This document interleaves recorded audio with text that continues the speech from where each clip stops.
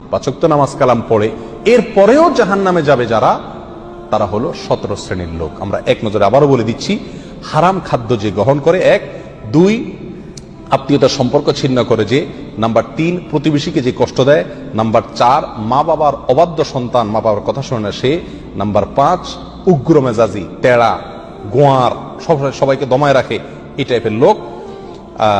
Number 6 অধীনস্থদেরকে, প্রজাদেরকে, যে সমস্ত শাসকেরা, যে সমস্ত রাজারা, যে সমস্ত রাষ্ট্রপ্রধানেরা, সরকার প্রধানেরা বা যে যে লেভেলে আছে সে তার প্রজাদেরকে ধোঁকা দেয় যে তারা। নাম্বার 7 অন্যের সম্পদকে অন্যায়ভাবে আত্মসাৎকারী ব্যক্তি। নাম্বার 8 উপকার করে কারোর খোঁটা দেয় যে ব্যক্তি, সে জান্নাতে যাবে না। নাম্বার 9 চগলখোর ব্যক্তি জান্নাতে যাবে না, মানুষের পিছনে কথা লাগায় বেড়ায় একজনের আরেকজনের কাছে।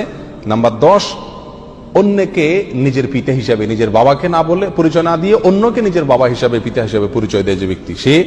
নাম্বার 11 গর্ব এবং অহংকার করে যে ব্যক্তি, যার মনের ভিতরে অহংকার আছে, সেই জান্নাতে প্রবেশ করবে না। নাম্বার 12 রাসূলুল্লাহ সাল্লাল্লাহু আলাইহি সাল্লামকে যে ব্যক্তি ফলো করে না, তার নির্দেশকে মান্য করে না, সেই ব্যক্তি। নাম্বার 13 অকারণে তালাক কামনা করে, তালাক চায় যে মহিলা, সেই মহিলা। নাম্বার 14 দুনিয়াবী উদ্দেশ্যে যারা এলেম শিখে, কোরআন হাদিস শিখে, এলেম অর্জন করে, আলেম হয় দুনিয়াবী উদ্দেশ্যে, দুনিয়ার কোনো ধান্দায়, আল্লাহকে খুশি করা ছাড়া অন্য কোনো ধান্দায়, তারা। নাম্বার 15 চুলে বা দাড়িতে কোনো জায়গায় কালো কলব, পিওর কালো কলব ব্যবহার করে যারা, তারা। এবং নাম্বার 16 যে কোনো ভালো কাজ করে সেখানে মানুষকে দেখানো, এটা ফলাও করা, প্রচার করা, এই উদ্দেশ্য থাকে যাদের, তারা। নাম্বার 17 ওয়ারিশকে বঞ্চিত করে তার হক থেকে, এরকম অভিভাবক।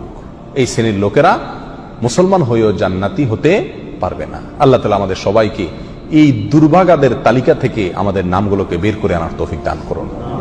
চেষ্টা করব এই 17 শ্রেণীর কোনোটিতে যাতে আমার নাম না থাকে, এটাকে টাঙায় রাখবো, ঝুলায় রাখবো লিস্টটাকে, এবং আমার ভেতরের কোনো পয়েন্ট আছে কিনা সেটা দেখে যাচাই করে সেখান থেকে নিজেকে বের করে আনবো ইনশাআল্লাহ।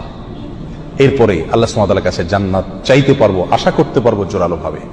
আল্লাহ সুবহানাহু ওয়া তাআলা আমাদের সবাইকে আখিরাতে কিয়ামতের দিন একেবারে ফার্স্ট চান্সে, প্রথম চান্সেই জান্নাত যেন আমরা লাভ করতে পারি, জাহান্নাম থেকে মুক্তি নসিব যেন হয়, সেই তৌফিক দান করুন। জাযাকুমুল্লাহ ওয়া আখিরু দাওয়ানা আলহামদুলিল্লাহি রাব্বিল আলামিন।